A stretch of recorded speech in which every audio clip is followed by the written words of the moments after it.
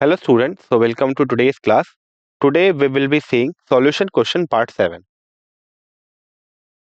Disclaimer: the images used in our slide deck are for educational purposes only. We respect the intellectual property rights of the original creators and owners of these images. If you are the owner of any of the images used in this deck and have any concerns or issues, please contact us at sathi@iitk.ac.in and we shall remove the images. In this session, we will be practicing question from 50 to 56, that is approximately 7 questions.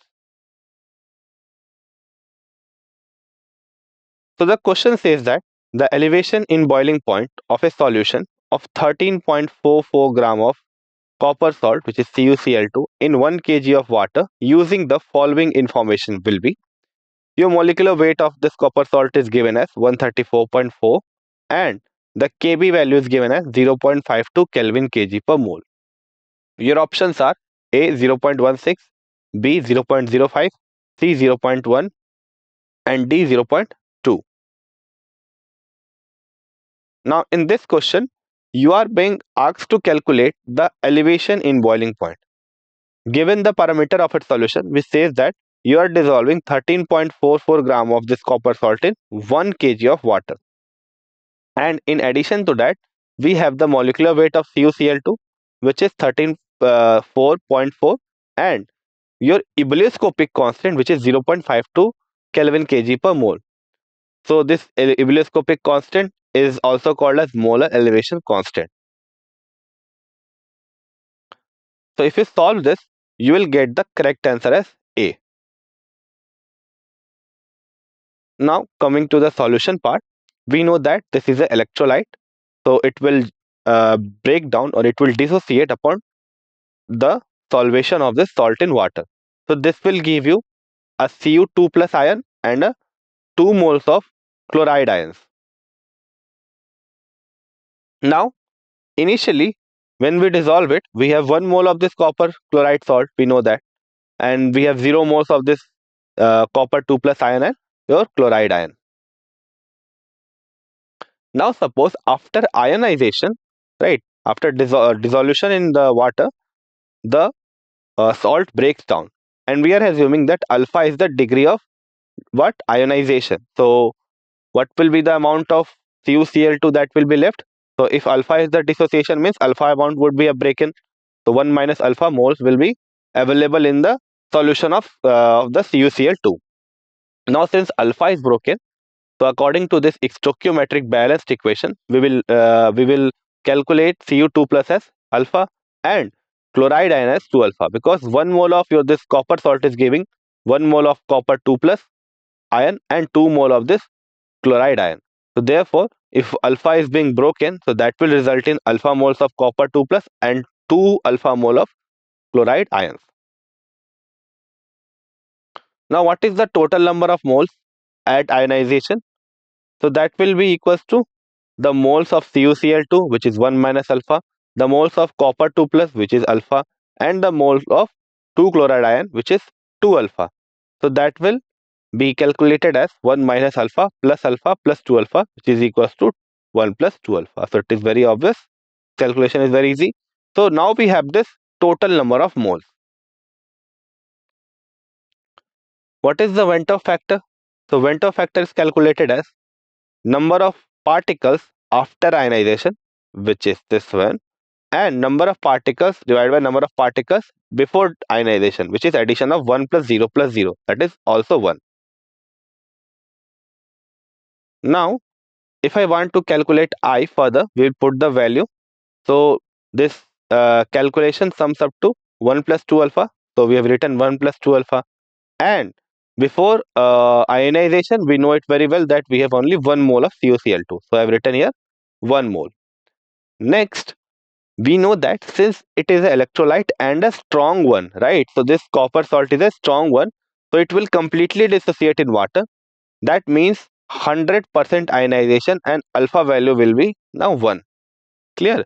So this will be your alpha value. If I put this alpha value in this I calculation or Ventov factor calculation, we will get the Ventov factor as 1 plus 2 into 1 by 1, that is equals to 3. Next, we know that we have to calculate your elevation in boiling point, and its formula is delta TB is equals to I kbm, where I is the Venturi factor, kb is the ebullioscopic constant, and m is the small m is the molality. So we have calculated the value of IS3, right? Kb value is 0.52. Now what about the molality? So in question it was said very clearly that you are dissolving 13.44 gram of salt in 1 kg of water. Right, we know this.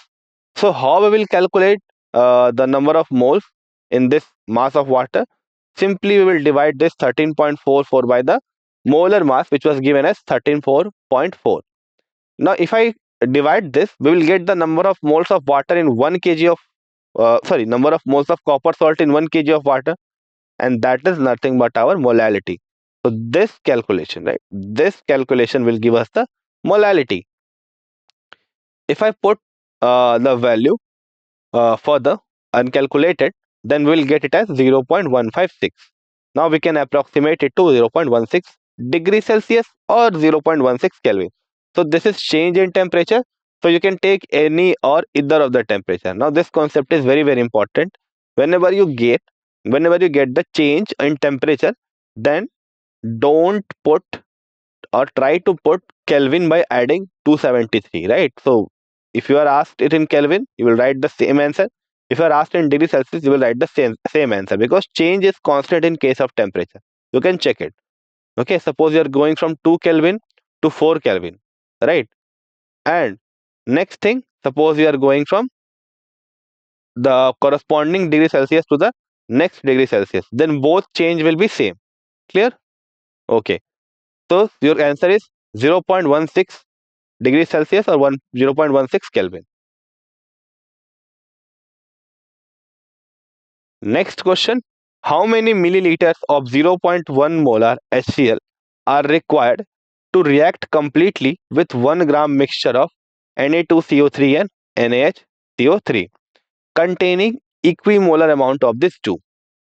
Your options are A 157.8 milliliters, option B 0.1578 milliliters, option C 210.4 milliliters, and option D 105.2 milliliter.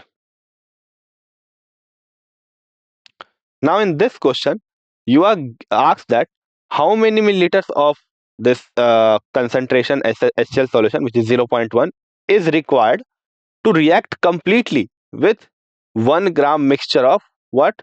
1 gram mixture of Na2CO3 and NaHCO3, which is equimolar in nature. Means this 1 gram is containing the equal moles of this Na2CO3 and NaHCO3 base. Clear? So the correct answer will be A.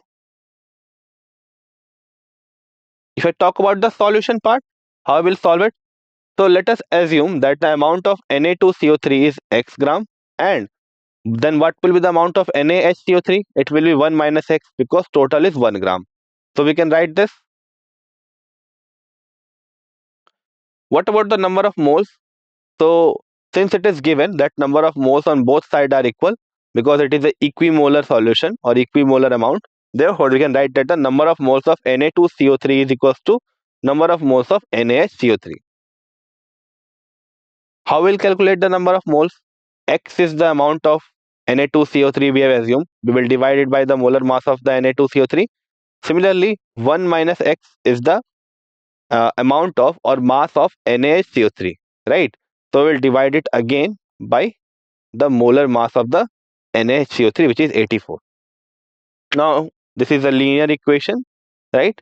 And in one variable.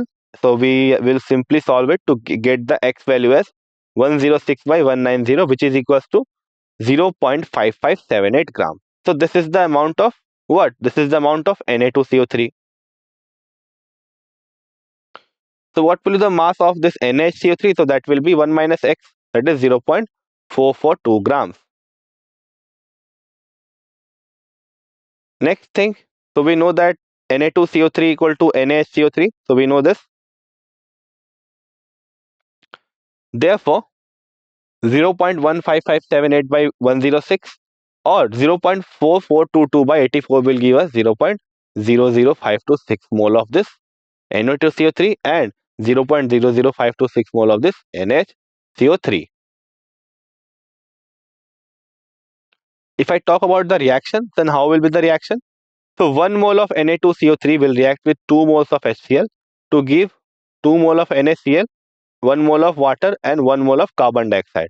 If I talk about NaHCO3, then that will react with only 1 mole of HCl to give 1 mole of NaCl, 1 mole of H2O and 1 mole of CO2. So this is the required equation corresponding to both bases. The difference is that the Na2CO3 is taking 2 moles of HCl, whereas NaHCO3 is taking 1 mole of HCl. Now, since 1 mole of Na2CO3 require 2 mole of HCl and 1 mole of NaCO3 require 1 mole of HCl according to this equation, so we can write that M1V1 equal to M2V2 plus M3V3. Because it means that number of moles of HCl is equals to number of moles of Na2CO3 and plus number of moles of NaCO3. So what is being done here? So we were told to neutralize this solution, right? So for that, the number of moles of acid should be equal to number of moles of base. So how will calculate the number of moles? From this equation only, molarity multiplied by V1, right? So this is the equation. So if I talk about the Na2CO3, then since it required 2 moles, so we have multiplied this thing by 2 here.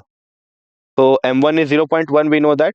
V1, we have to calculate number of moles of this, say M2V2, which is 0.02526. So we have to multiply it by 2. That is obvious, I have told you. And this is 0.05526 as usual.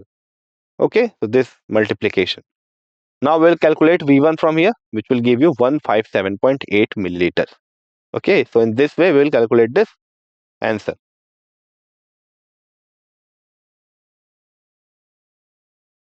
Next question. Which of the following liquid pairs show a positive deviation from the Raoult's law?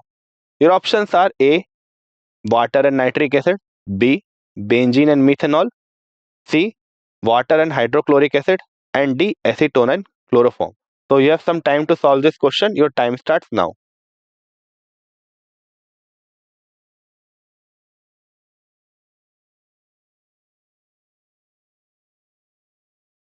Your time is up.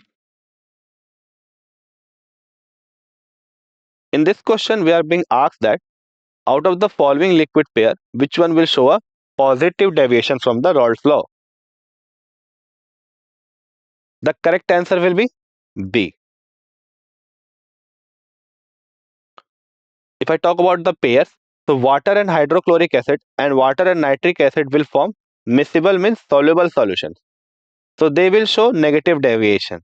Why is it so? Because the interaction that was earlier between the water-water molecule is now strengthened because of the higher electronegativity in case of hydrochloric acid.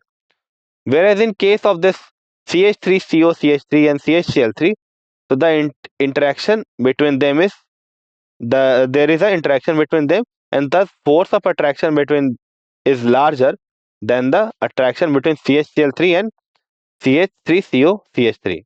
So what does that mean? That the amount of attraction has increased in case of not acetic acid, I will tell as acetophenone and the chloroform. And in for this reason, what will happen? So as there is negative deviation, that means your vapor pressure will decrease. Whereas if I talk about the methanol, so there is an association of the molecule using the hydrogen bonding in case of simple pure methanol.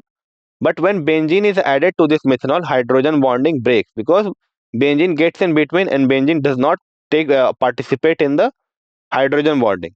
So that will result in a decreased force of attraction between the methanol and the benzene molecule compared to the previous parent solvent. Okay, so if this happens, then the vapor pressure is increased and that will result in the positive deviation. Clear? You got my point? Okay. Next question.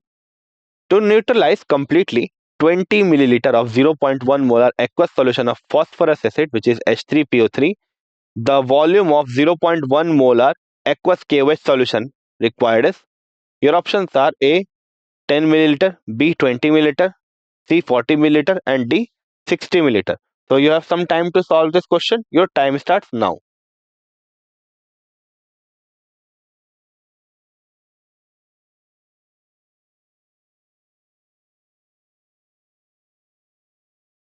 Your time is up.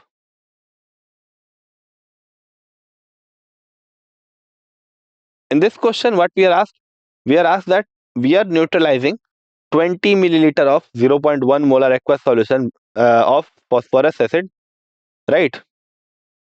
So what is the volume of this 0.1 molar KOH required? So we are neutralizing this solution, which is aqueous phosphorus acid, with this KOH, which is 0.1 molar, and we have to calculate that what volume of this KOH will be required. Correct answer will be C. If I talk about this H3PO3, then this is a dibasic acid. So this thing is very, very important. It is not a tribasic. You will not consider all these three hydrogen as uh, say acidic. You will only consider two, okay, because it contains only two ionizable proton which is directly attached to O. Others are, the third one is not attached to O. So that is the reason it is not ionizable.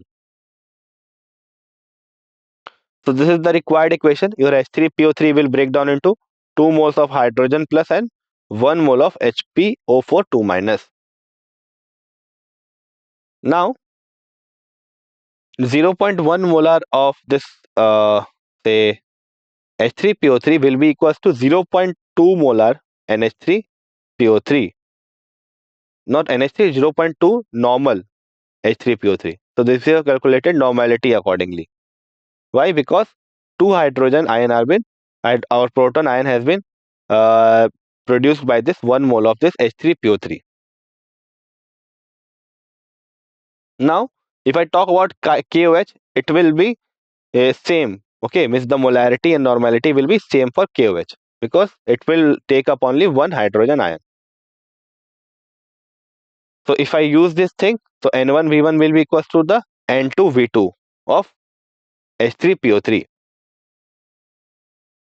So if I calculate this thing, 0.1 into V1 is equals to 0.2, which is this thing into 20 because we have taken 20 ml of this solution. So 0.2 into 20. So this will just calculate up to V1, that will be 40 ml. Okay, so this is your answer.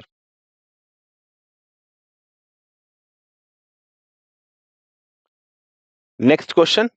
At 10 degrees Celsius, the osmotic pressure of urea is 500 mmHg. The solution is diluted and the temperature is raised to 25 degrees Celsius. The osmotic pressure of dilute solution is 105.3 mmHg at 25 degrees Celsius.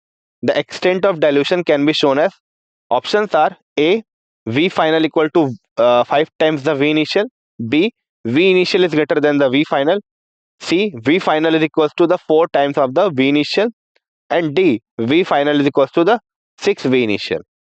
So you have some time to solve this question. Your time starts now.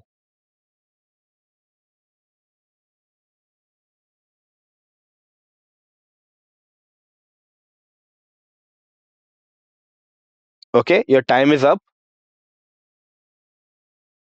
In this question, we have said that at 10 degrees Celsius, the osmotic pressure of urea is 500 mmHg.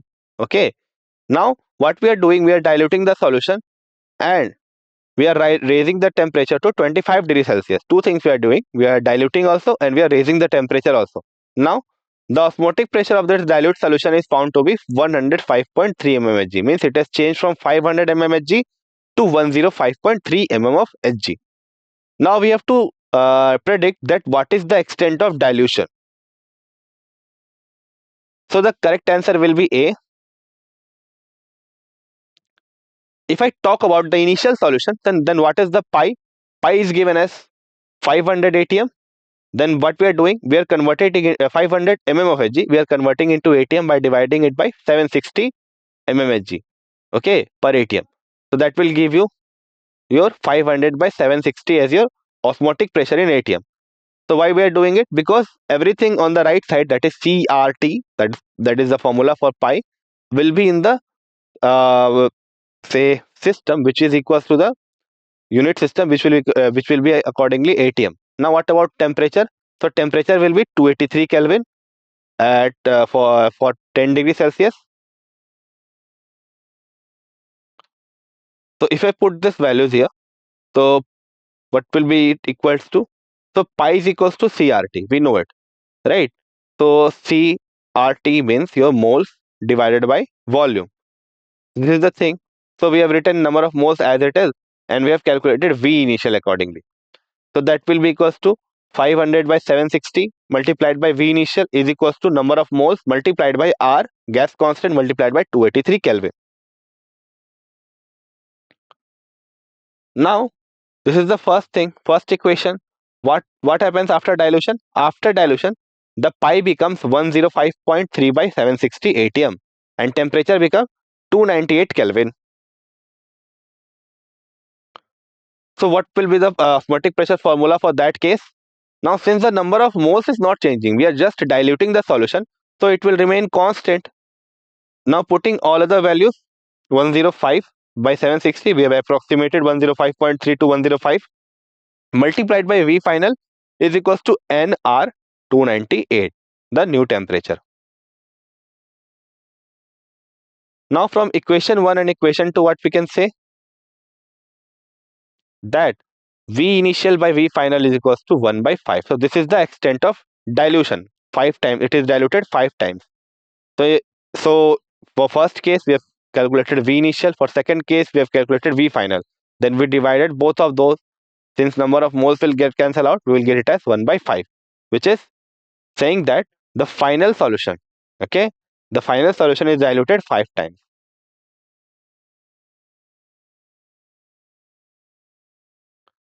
Next question, two liquids XA and XB forms an ideal solution of 300 Kelvin. Vapor pressure of the solution containing 1 mole of X4 and 3 moles of XB is 550 mm of Hg.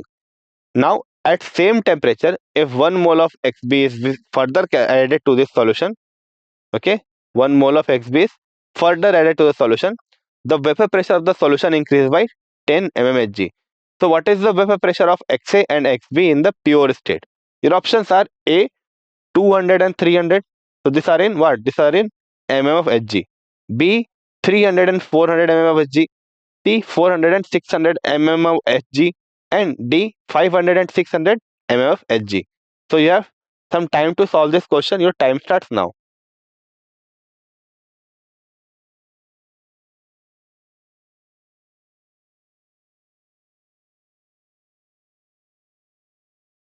Okay, your time is up.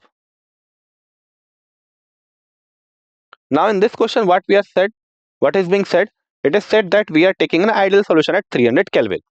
And that solution is having 1 mole of XA and 3 moles of XB.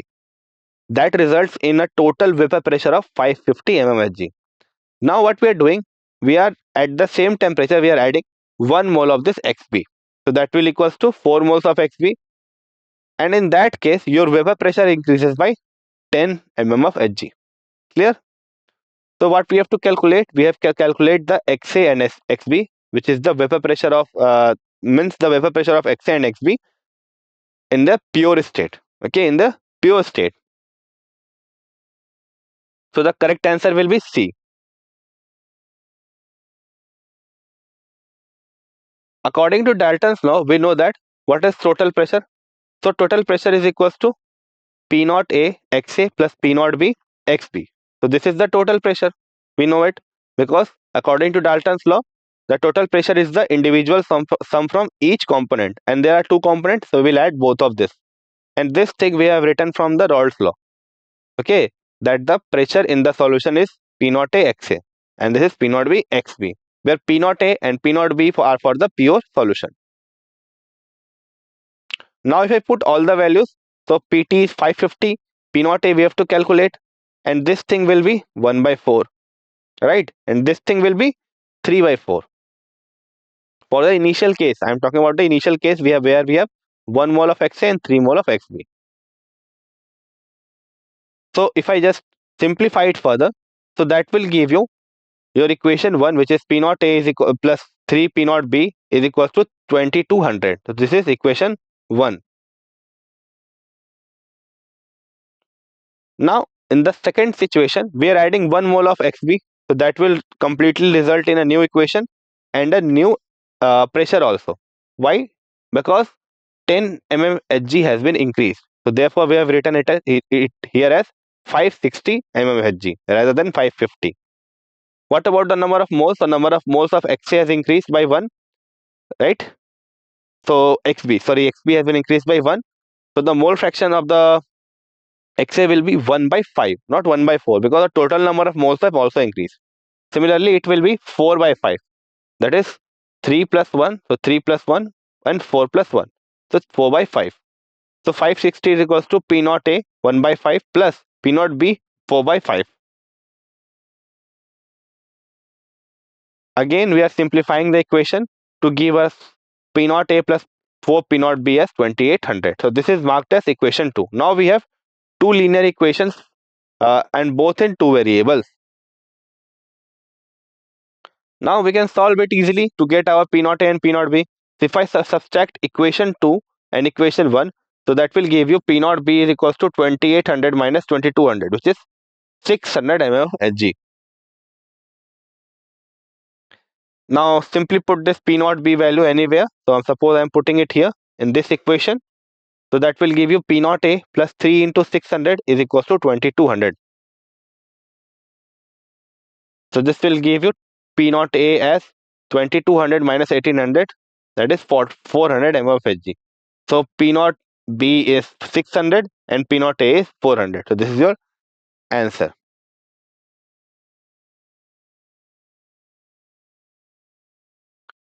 In the next question, 8.5 gram of NaCl and 180 gram of glucose were separately dissolved in 1000 ml of water, right?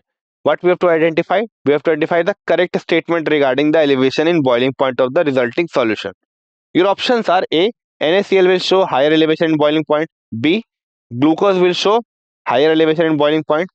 C, both the solution will have equal elevation in boiling point. And D, the boiling point elevation will be shown by neither of the solution. In this question, what we are doing is we are taking 58.5 gram of NaCl and 180 gram of glucose, and these are separately dissolved in 1000 ml or 1 liter of water. Now we have to identify the correct statement regarding each of the solutions boiling point. So the correct answer is A. If I talk about the elevation in boiling point, what it will be? It will be delta Tb equal to I kBm. So this will be the formula for the elevation in boiling point. Now, if I talk about molality of NaCl, so it is N by WH2O, which is 58.5 by 58.5, which is number of moles, by WH2O, which we have to calculate, right? Multiplied by 1000. So this will give you molality as 1000 by WH2O, or weight of H2O, because this thing and this thing will get cancel out. Now what is the molality of glucose? What about it? Again, we are doing the same thing. We have the weight of this glucose divided by the molar mass, multiply this thing by 1000. Okay, multiply this thing by 1000 and divide this whole by W of H2O, or weight of H2O. Clear? So you have this equation. Now since both the solution has same molarity, but what about the value of I? So the molarity is same. Okay, so we don't have to worry about molarity. But the Ventov factor for NaCl is I, which is equals to 2, and for glucose it will be always 1. Okay, or it will be always 1 for this kind of solutions. So we will calculate this delta Tb NaCl and delta Tb glucose. So 2 into Kb by 1000 into weight of H2O, 1 into Kb by 1000 by weight of H2O. So that will be giving us your elevation in boiling point of sodium chloride as 2, and elevation of boiling 2 and the elevation in boiling point of glucose as 1. So this is the ratio, not the actual value, only the ratio. Or we can write the elevation in boiling point in case of NaCl is 2 times of that of C6H12 or glucose. So since the I value is greater for NaCl, then we can easily say that NaCl will show higher elevation in the boiling point. Clear? It will show the higher elevation in the boiling point due to the higher value of I. So this was all for today's session. With this, I end the today's question session. Thank you.